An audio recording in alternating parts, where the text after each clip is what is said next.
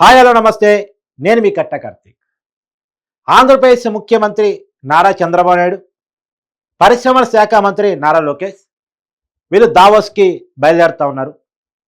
అక్కడ ప్రపంచ ఆర్థిక సదస్సు, పెట్టుబడుల సదస్సు జరుగుతూ ఉంది, వరల్డ్ ఎకనామిక్ ఫోరం. అక్కడ పాల్గొని రాష్ట్రానికి సంబంధించిన పెట్టుబడుల అన్వేషణ కోసం, ఆకర్షణ కోసం వెళ్తూ ఉన్నారు. ఎలాంటి పెట్టుబడులు వస్తాయి అన్నటువంటి చర్చ పక్కగా పోయి తండ్రి కొడుకులు కలిసి దావోస్ వెళ్తున్నారు అనేటువంటి చర్చ ముందుకు తీసుకొస్తున్నారు. నిజానికి ఇక్కడ మనం చూడాల్సింది ఆంధ్రప్రదేశ్ ముఖ్యమంత్రిగా చంద్రబాబును చూడాలి, ఆంధ్రప్రదేశ్ ఐటీ పరిశ్రమల శాఖ మంత్రిగా నారా లోకేష్ని చూడాలి. వాళ్ళు తండ్రి కొడుకులు అయితే కావచ్చు కాక, ఒక రాజకీయ పార్టీ నుంచి ఇద్దరు ఎమ్మెల్యేలుగా ఉన్నారు, వివిధ శాఖలకి ఒక ఆయన ముఖ్యమంత్రిగా, ఇంకొక ఆయన మంత్రిగా ఉన్నారు. ఇప్పుడు తెలంగాణలో రేవంత్ రెడ్డి ముఖ్యమంత్రి హోదాలో పరిశ్రమల శాఖ మంత్రిగా శ్రీధరబాబు, ఆ ఇద్దరు కలిసి ఎలా వెళ్తున్నారు, ఆంధ్రప్రదేశ్లో కూడా అలానే వెళ్తున్నారు. వీళ్ళ ఉద్దేశం ఆంధ్రప్రదేశ్కి పెట్టుబడులు తీసుకురావటం, ఏమేం కంపెనీలు వచ్చాయి, ఏమేం కంపెనీలు వస్తున్నాయి, ఈ చర్చ చేసుకొస్తే ఆంధ్రప్రదేశ్ అభివృద్ధికి చాలా మంచిది. కానీ ఈ చర్చ చేసుకొస్తే చంద్రబాబు ఘనతను, లోకేష్ ఘనతను చర్చించాల్సి వచ్చిందని చెప్పేసి ఇది పక్కన పెట్టడం కోసం, ఈ చర్చ పక్కకు పోవటం కోసం ఇద్దరూ కలిసి వెళ్తున్నారని చర్చను తీసుకొస్తున్నారు. ఇంకో చర్చను తీసుకొస్తున్నారు, లోకేష్ మీద నమ్మకం లేకనే చంద్రబాబు వెళ్తున్నారు అనేటువంటి.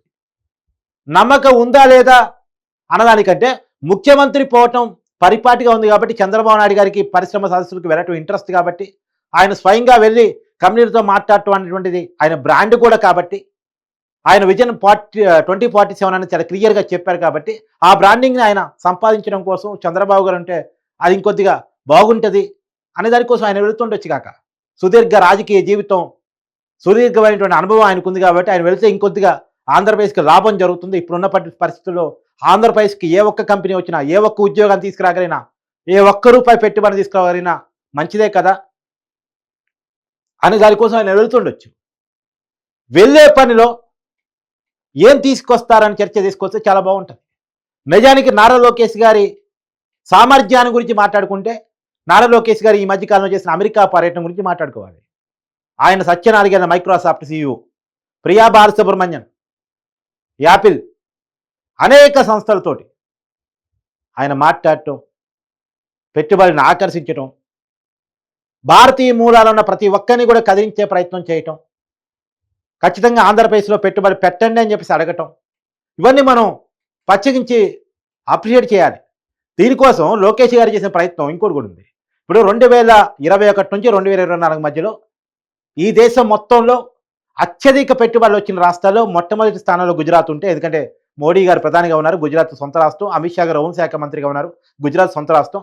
సహజంగా దేశానికి వచ్చే పెట్టుబడులు వారిద్దరిని చూసి గుజరాత్కి ప్రధానంగా వస్తూ ఉంటాయి. సరే, గుజరాత్ తర్వాత రెండో రాష్ట్రంగా మన సౌత్ ఇండియాకి సంబంధించినటువంటి తమిళనాడు ఉంది.